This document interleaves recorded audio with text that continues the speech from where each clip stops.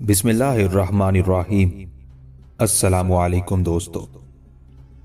लाहौर में क़याम के दौरान एक रोज उमर खान जब अपने खेमे में दाखिल हुआ तो उसने देखा कि उसकी बीवी किरण बड़ी बेचैनी और बेताबी से उसी का इंतजार कर रही थी। उमर खान आगे बढ़कर जब एक नशिस्त पर बैठ गया तब सबसे पहले किरण ने उसे पानी पीने को दिया।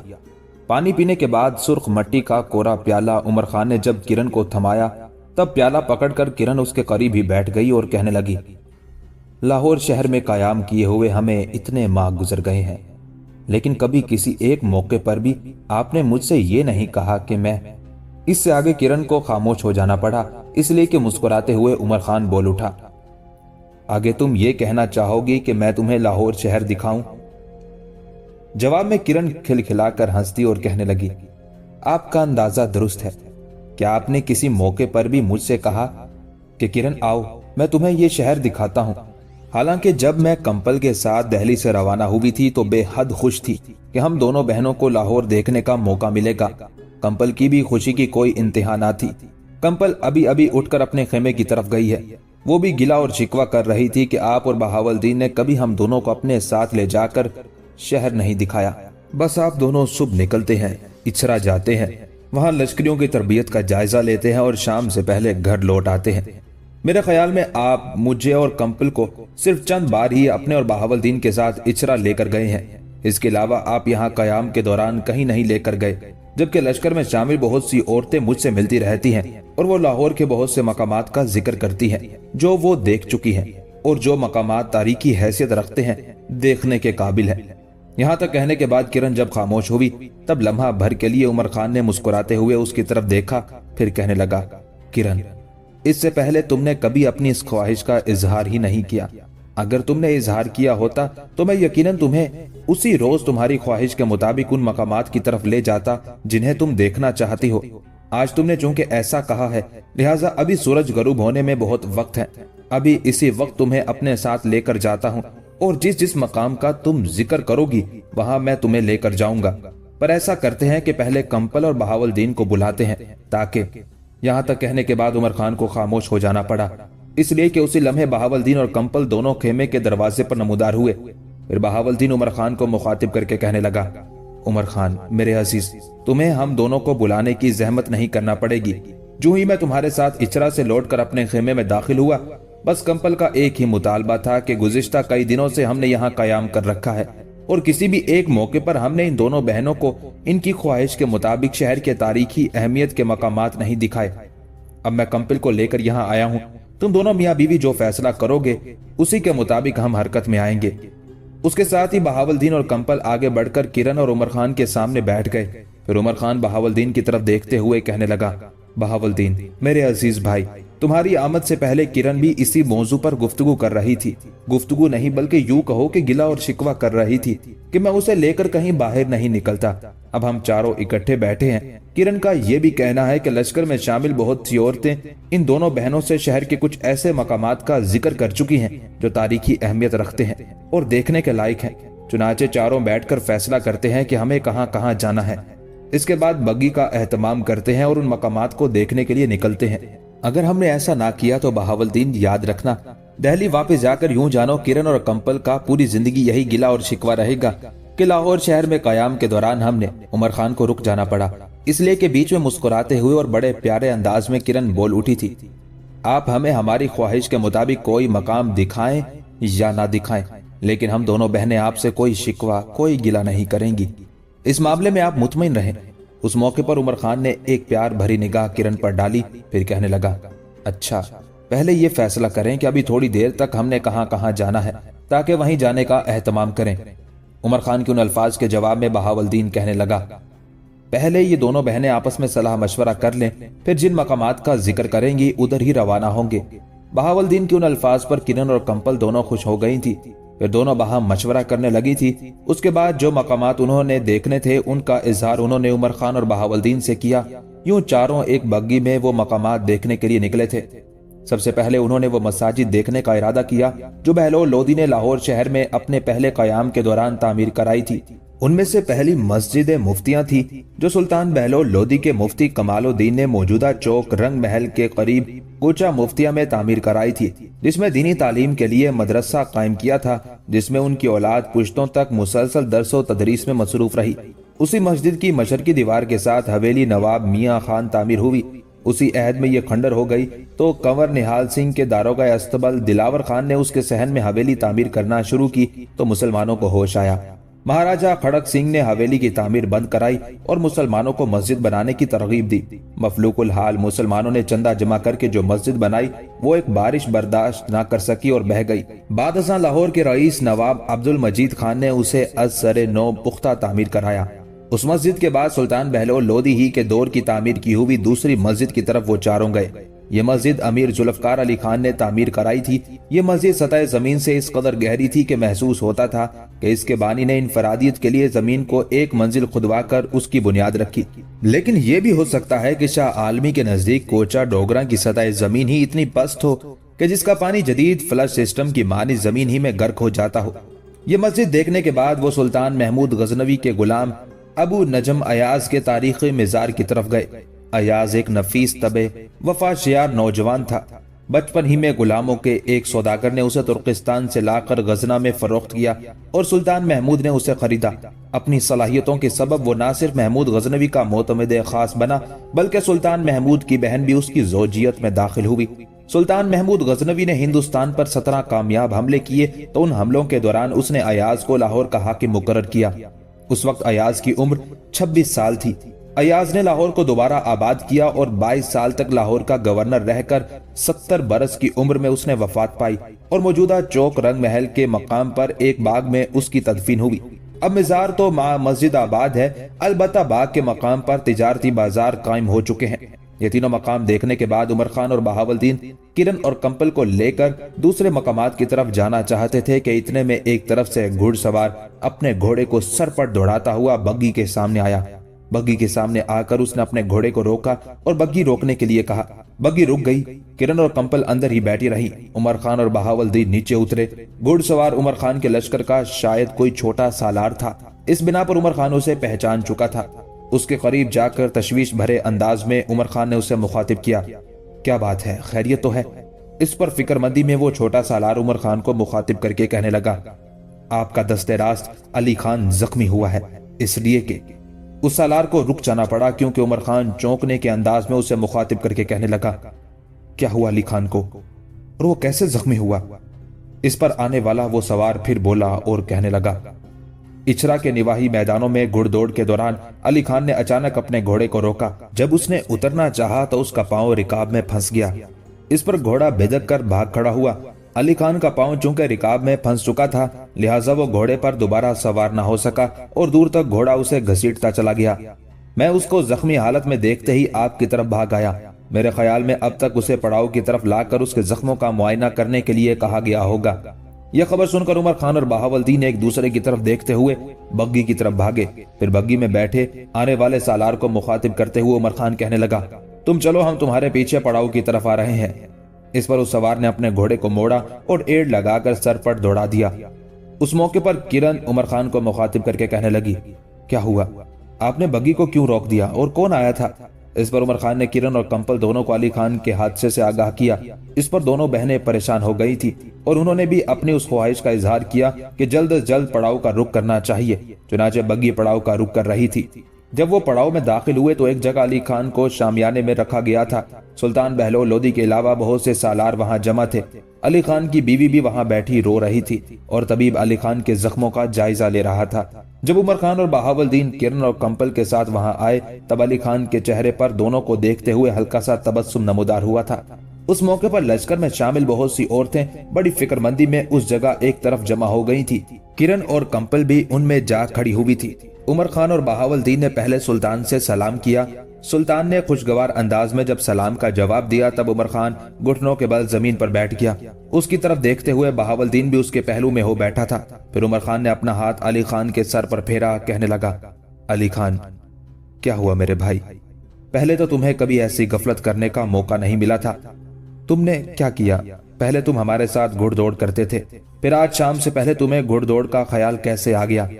इस पर अली खान मुस्कुराते हुए कहने लगा, कुछ जेर तरबियत लश्करी मुझे आपकी गैर मौजूदगी में घुड़दौड़ में शामिल होने के लिए ले गए थे। बस अचानक ही मैंने घोड़े को रोका, मेरा पांव रिकाब में फंस गया, घोड़ा बिदका और भाग खड़ा हुआ। उमर खान ने इस पर अली खान की पेशानी पर हाथ फेरा, कहने लगा, पहले मुझे ये बताओ कि जख्म कहाँ आए हैं। इस पर अली खान मुस्कुराते हुए कहने लगा, उमर खान मेरे अजीज भाई, बच गया हूँ। जब मेरा दायां पांव रिकाब में फंस गया और घोड़ा भाग खड़ा हुआ, तब मैंने अपने हवास नहीं खोए। मैंने अपने दोनों हाथों से जीन के तंग और रिकाब को पकड़ लिया था। इस तरह मेरा दायां पांव तो रिकाब ही में रहा, बायां पांव जमीन पर घसीटता चला गया। बाएं टांग पर कुछ जख्म आए हैं। मैं जिस वक्त घोड़ा दौड़ा रहा था और मुझे घसीट रहा था, कोशिश की कि जमीन पर अपने जूते को रखूं, लेकिन घोड़ा ऐसी रफ्तार से भागा कि कई मौके पर मेरी पिंडली भी जमीन पर लग गई थी, जिसकी बिना पर जख्म आए। बहरहाल मेरे भाई, फिक्रमंद होने की जरूरत नहीं, मैं ठीक हूँ। ये तभी मेरे पास बैठा है। पिंडली पर जो जख्म आए हैं, इस पर मरहम पट्टी कर दी गई है। उस मौके पर सुल्तान बहलोल लोदी उमर खान की तरफ देखते हुए कहने लगा, उमर खान मेरे बेटे, बचत हो गई है, ज्यादा जख्म नहीं आए। अच्छा हुआ तुम चारों आ गए हो।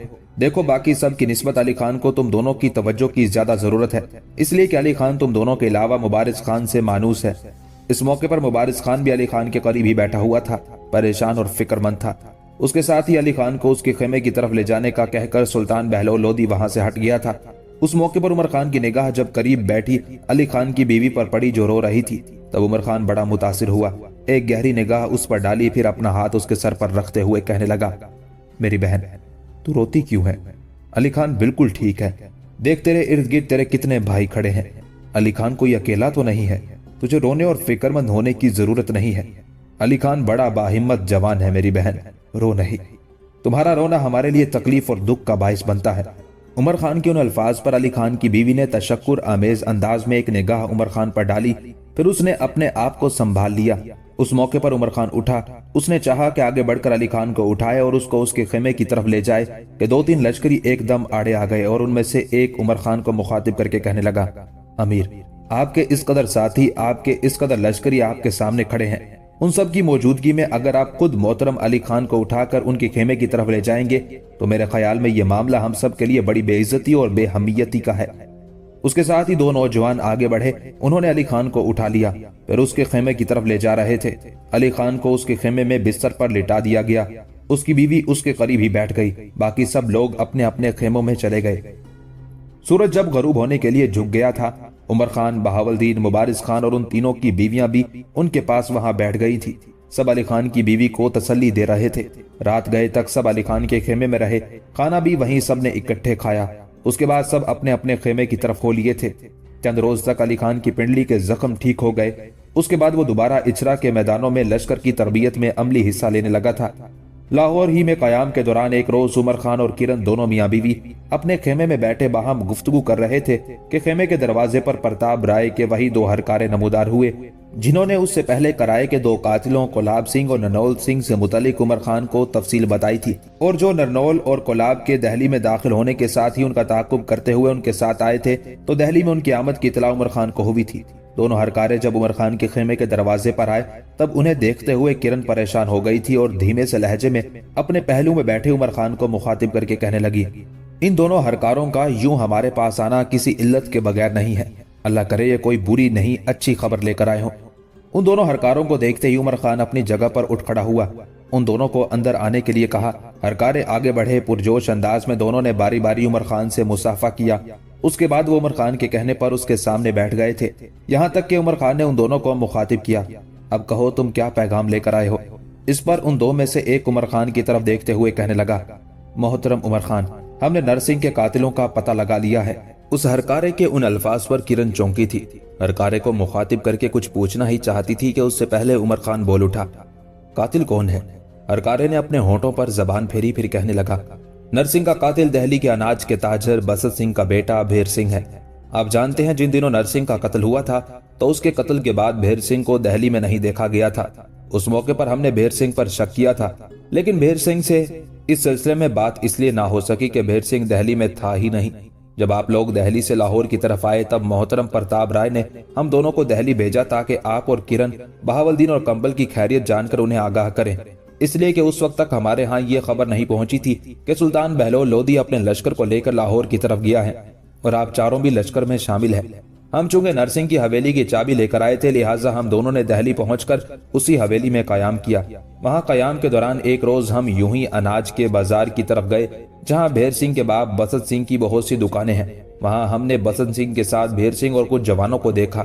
بھیر سنگھ کو دیکھ کر میں اور میرا یہ ساتھی دونوں ٹھٹکے، اس لیے کہ اس سے پہلے بھیر سنگھ دہلی میں نہیں تھا۔ چنانچہ دہلی میں قیام کے دوران ہم نے بھیر سنگھ پر نگاہ رکھنا شروع کر دی۔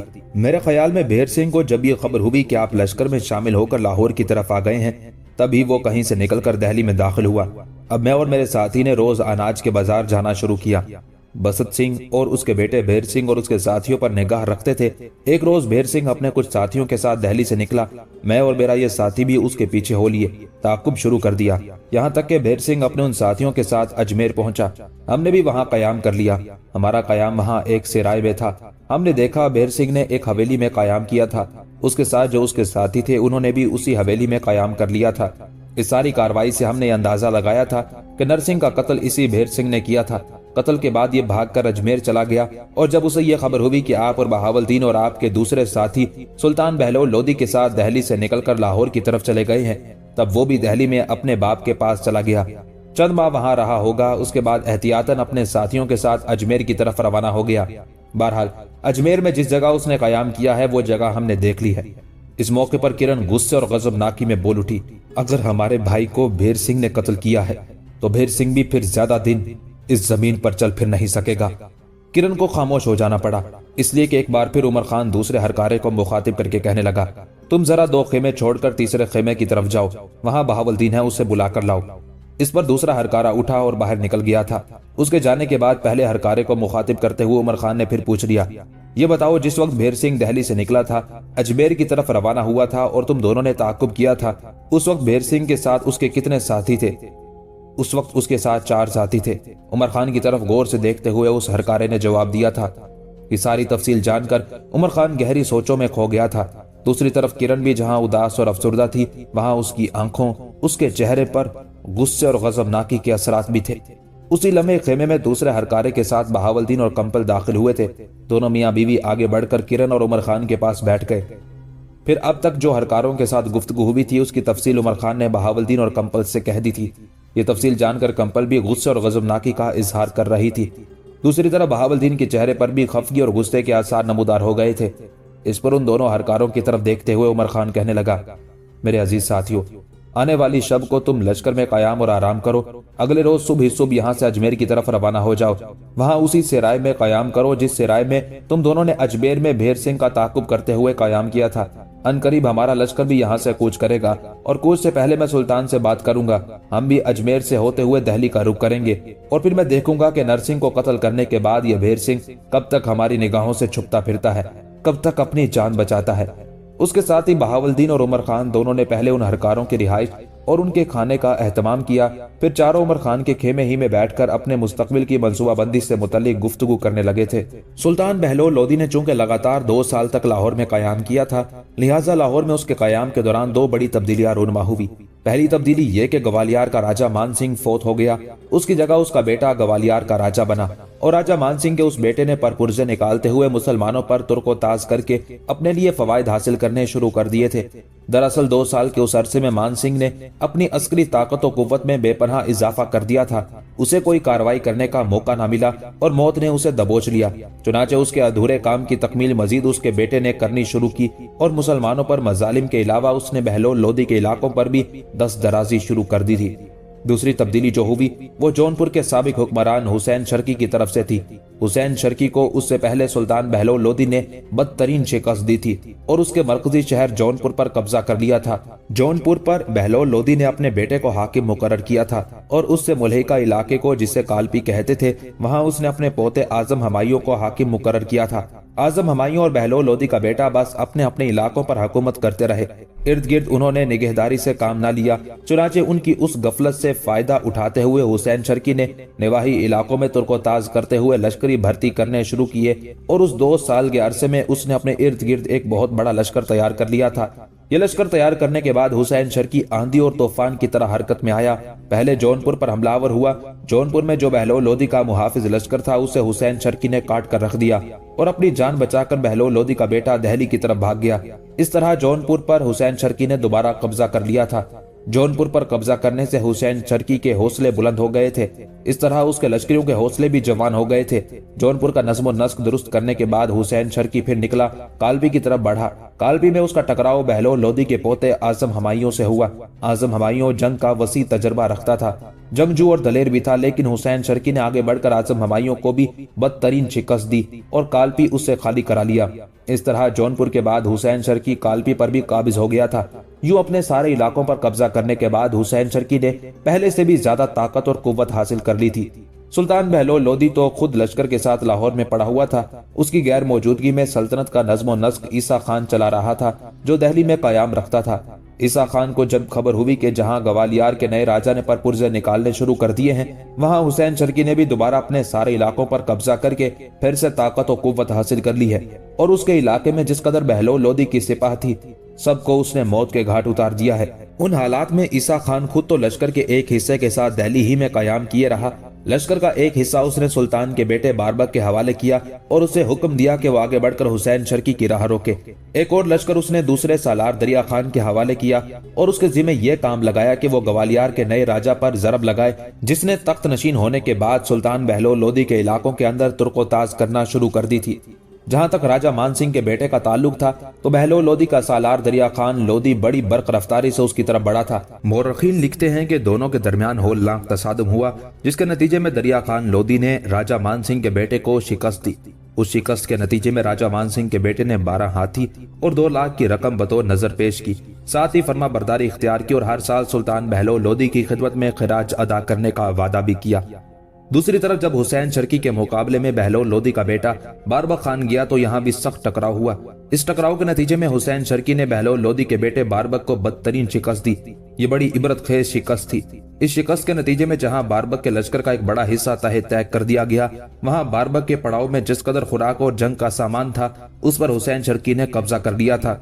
और बारबक खान शिकस्त उठाने के बाद बड़ी तेजी के साथ बचे कुचे लश्कर को लेकर दिल्ली की तरफ भाग आया था। उसके बाद हुसैन शर्की के हौसले ऐसे बढ़े कि उसने पेशकदमी की और सुल्तान बहलोल लोदी के इलाकों में दूर तक उसने यलगार और तुर्कोताज करने का सिलसिला शुरू कर दिया था। बारबक खान की इस बदतरीन शिकस्त के बाद जब हुसैन शर्की ने सुल्तान बहलोल लोदी के इलाकों के अंदर पेशकदमी करना शुरू की, तब दिल्ली ही नहीं सुल्तान बहलोल लोदी के दूसरे इलाकों के अंदर भी एक हलचल और खौफ की लहर फैल गई थी।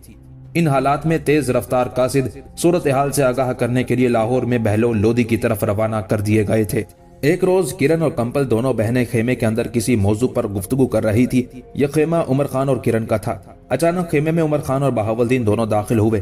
दोनों संजीदा थे। दोनों नशिस्तों पर बैठ गए। फिर उमर खान किरण की तरफ देखते हुए कहने लगा, किरण, मैं और बहावलदीन एक इंतहाई अहम मौजू पर तुम दोनों से गुफ्तगू करना चाहते हैं। इस पर ताज्जुब भरे अंदाज में किरण और कंपल दोनों ने उमर खान की तरफ देखा। किरण कुछ कहना चाहती थी कि उससे पहले ही कंपल बोल उठी। वो उमर खान को मुखातिब करके कहने लगी, भाई, ये अचानक क्या हुआ? आप दोनों तो बाहर अपने घोड़ों को खुरैरा कर रहे थे, फिर अचानक कोई मौजू आप दोनों को कैसे याद आ गया और आप हम दोनों से उस मौजू पर गुफ्तगू करने के लिए खेमे के अंदर आ गए? मैं देखती हूँ अब भी आप दोनों के हाथ में खुरैरा है। इस पर उमर खान कहने लगा, कंपल मेरी बहन, तुम्हारा कहना दुरुस्त है। अभी कुछ थोड़ी देर पहले सुल्तान की तरफ से एक सालार आया था। उसने हमें बुलाया है। सुल्तान ने सारे सालारों का इजलास तलब कर लिया है। आने वाले उस छोटे सालार से मैंने पूछा कि ये इजलास तलब करने की वजह क्या है, तो उसने मुख्तसर अल्फाज में बताया कि हमारे हालात कुछ बेहतर नहीं है। चंद दिन पहले हमारे इलाकों पर ग्वालियर की तरफ से यलगार शुरू हुई। ग्वालियर का राजा मान सिंह मारा जा चुका है। अब वहाँ उसका बेटा हुक्मरान है और उसने सुल्तान के इलाकों पर दस्तराजी करना शुरू कर दी थी। साथ ही न जाने कहां से हुसैन शर्की ने इतना बड़ा लश्कर जमा कर लिया कि वो यकदम हरकत में आया। इससे पहले जौनपुर उससे छीन लिया गया था, लेकिन जौनपुर पर वो दोबारा हमलावर हुआ और कब्जा करने के बाद कालपी भी उसने वापस ले लिया। आजम हमायूं को मार भगाया गया और वो दिल्ली की तरफ चला गया। दिल्ली में मुकीम ईसा खान ने दरिया खान को राजा मान सिंह के बेटे की रोकथाम के लिए रवाना किया। दरिया खान तो कामयाब रहा और राजा मान सिंह के बेटे को खिराज अदा करने पर मजबूर किया, जबकि हुसैन शर्की के हाथों सुल्तान के बेटे बारबक खान को बदतरीन शिकस्त का सामना करना पड़ा। बारबक अपने लश्कर का बड़ा हिस्सा गंवा चुका है और लश्कर के अंदर जिस कदर उसके पास अनाज और हथियारों का जखीरा था, सब पर हुसैन शर्की ने कब्जा कर लिया है। अब हुसैन शर्की हमारे इलाकों के अंदर पेशकदमी करता हुआ लूट मार का बाजार गर्म किए हुए है। थोड़ी देर पहले कुछ कासिद दिल्ली से सुल्तान की खिदमत में हाजिर हुए हैं और इस सारी सूरत हाल से सुल्तान को आगाह किया है। इन हालात में मैं तुम दोनों बहनों से जो कुछ कहना चाहता हूँ गौर से सुनना, इसलिए कि मेरी राय होगी। आखिरी फैसला तुम दोनों बहनों की मर्जी से किया जाएगा। तुम जानती हो तुम्हारे भाई नरसिंह का कातिल भेर सिंह अपने कुछ साथियों के साथ अजमेर में कयाम किए हुए हैं। मैं थोड़ी देर तक बहावलदीन के साथ सुल्तान की तरफ जाऊंगा और ये कहूंगा कि सुल्तान मुझे और बहावलदीन को अपने दोनों हरकारों के साथ पहले यहाँ से कूच करने की इजाजत दे दे। मैं और बहावलदीन दोनों हरकारों और कासिदों के साथ सीधा अजमेर का रुख करेंगे। वहां भेर सिंह और उसके साथियों से निपटेंगे और उनका काम तमाम करके हम फिर लश्कर में वापस आ जाएंगे। जहां तक तुम दोनों बहनों का ताल्लुक है तो तुम लश्कर के अंदर रहते हुए दिल्ली की तरफ कूच करना। हमारी गैर मौजूदगी में अली खान और मुबारिस खान तुम दोनों का ख्याल रखेंगे और इस सिलसिले में तुम्हें परेशान और फिक्रमंद होने की जरूरत नहीं है। यहाँ तक कहने के बाद उमर खान जब खामोश हुआ तब किरण घूरने के अंदाज में उमर खान की तरफ देखते हुए कहने लगी, मैं कंपल के ख्यालात तो नहीं जानती, लेकिन कम अज कम इससे कतई तौर पर मुत्तफिक नहीं कि आप और भाई बहावलदीन दोनों हरकारों के साथ अजमेर का रुख करें। किरण यहीं तक कहने पाई थी कि बीच में कंपल बोल उठी, कहने लगी, किरण जो कुछ तुम कहने लगी हो मैं पूरी तरह इसे इत्तेफाक करती हूँ। अब तुम अपनी बात मुकम्मल करो। किरण मुस्कुराई दोबारा उमर खान की तरफ देखते हुए कहने लगी, मैं कह रही थी कि मैं इससे मुत्तफिक नहीं हूँ कि आप और भाई बहावलदीन दोनों हरकारों के साथ अजमेर का रुख करें। इसकी वजह यह है कि एक तो भेर सिंह के साथ काफी साथी हैं, लिहाजा मैं कभी भी ये पसंद नहीं करूंगी कि सिर्फ आप और बहावलदीन उनसे निमटने के लिए रवाना हो जाएं। अगर आपने सुल्तान के पास जाकर पहले रवानगी की इजाजत लेनी है तो फिर आप दोनों अकेले नहीं जाएंगे। आप, भाई बहावलदीन, अली खान और मुबारिस खान चारों यहाँ से कूच करेंगे। मैं, कंपल, भाई अली खान और मुबारिस खान के अहले खाना भी साथ होंगे और आने वाले दोनों हरकारे भी हमारे साथ ही सफर करेंगे। इस तरह हम एक छोटे से काफले और कारवान की सूरत में अजमेर का रुख करेंगे। किरण दम लेने के लिए रुकी, उसके बाद अपनी बात को आगे बढ़ाते हुए वो फिर कह रही थी, हरकारों ने कहा था कि भेर सिंह के साथ उसके 4-5 साथी हैं। ये भी सोचेंगे भेर सिंह ने अजमेर की एक हवेली में कयाम कर रखा है। अगर वो अजमेर से निकलकर दिल्ली की तरफ गया था तो उसके साथ उसके 4-5 साथी थे। तो सोचने की बात यह है कि अजमेर में जिस हवेली में कयाम कर रखा होगा वो हवेली खाली तो छोड़कर नहीं गया होगा। लिहाजा आप अपने जहन में ये बात ना बिठा कर रखें कि भेर सिंह के साथ उसके 4-5 साथी होंगे और आप उनसे निमट कर दोबारा लश्कर में आ जाएंगे। आपकी बात ना मानने की पहली वजह यह है। अब मैं दूसरी वजह बयान करती हूँ। अगर सुल्तान से इजाजत लेने के बाद आप और बहावलदीन दोनों हरकारों के साथ अजमेर की तरफ रवाना हो जाते हैं, मैं ये तो नहीं कहती कि आप उनसे निमट नहीं सकेंगे। मैं जानती हूँ 3-4 तैगजन आपके सामने जम नहीं सकते, लेकिन जब आप हमें छोड़कर यहाँ से रवाना हो जाएंगे तो आप ये भी सोचे कि मेरी और कंपल की हालत क्या होगी। हम दोनों बहनें हर वक्त परेशान और फिक्रमंद रहेगी कि न जाने अजमेर में क्या हुआ, भेर सिंह के साथ जो मुकाबला हुआ उसका नतीजा क्या निकला, भेर सिंह आपके हथे चढ़ा भी या नहीं। चुनांचे ये सारे वसवसे हमें परेशान और फिक्रमंद करते रहेंगे और मैं समझती हूँ कि आप और बहावलदीन दोनों अपनी बीवियों को परेशान और फिक्रमंद होता नहीं देखेंगे। इन हालात में मैं ये चाहूंगी कि आप सुल्तान से जाकर कहें कि आप, बहावलदीन, अली खान और मुबारिस खान चारों हमारे भाई नरसिंह के कातिलों से निमटने के लिए अजमेर का रुख करना चाहते हैं और उनसे निमटकर आप सब लश्कर में शामिल हो जाएंगे।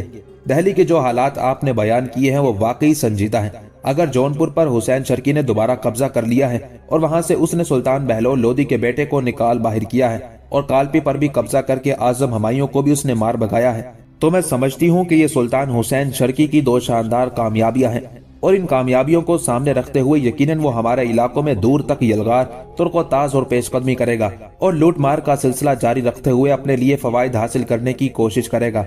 मैं जानती हूँ इस सूरत हाल में सुल्तान वक्त जाया किए बगैर दिल्ली की तरफ पेशकदमी करनी शुरू करेगा। मैं चाहती हूँ सुल्तान की रवानगी से पहले ही हम यहाँ से अजमेर की तरफ कूच कर जाएं और फिर लश्कर में शामिल होकर सुल्तान के साथ ही दिल्ली पहुंचे। यहाँ तक कहने के बाद किरण रुकी, एक गहरी और प्यार भरी निगाह उसने उमर खान पर डाली, फिर फैसला कुन अंदाज में कहने लगी, मैंने जो कहना था आपसे कह दिया। इसके बाद आखिरी फैसला आप दोनों ने मिलकर करना है और जो फैसला आप दोनों करेंगे बहरहाल वो हम दोनों बहनों के लिए आखिरी और काबिल कबूल होगा। उमर खान अपनी जगह पर उठ खड़ा हुआ और कहने लगा, किरण, जो कुछ तुमने कहा है ऐसा ही होगा, पर अब उठो, मुझे लिबास दो, मैं तब्दील करके सुल्तान की तरफ जाऊं। साथ ही उमर खान ने बहावलदीन की तरफ देखा और कहने लगा, बहावलदीन, तुम दोनों मियाँ बीवी भी जाओ, लिबास तब्दील करके यहीं आ जाओ, फिर दोनों इकट्ठे सुल्तान की तरफ चलते हैं। इस पर बहावलदीन और कंपल दोनों मियाँ बीवी वहां से निकलकर अपने खेमे की तरफ चले गए थे, जबकि किरण उमर खान का लिबास तब्दील कराने लगी थी। थोड़ी देर बाद बहावलदीन और कंपल लौट आए। किरण कंबल के साथ खेमे में बैठ गई और उमर खान और बहावलदीन दोनों सुल्तान के खेमे की तरफ हो लिए थे।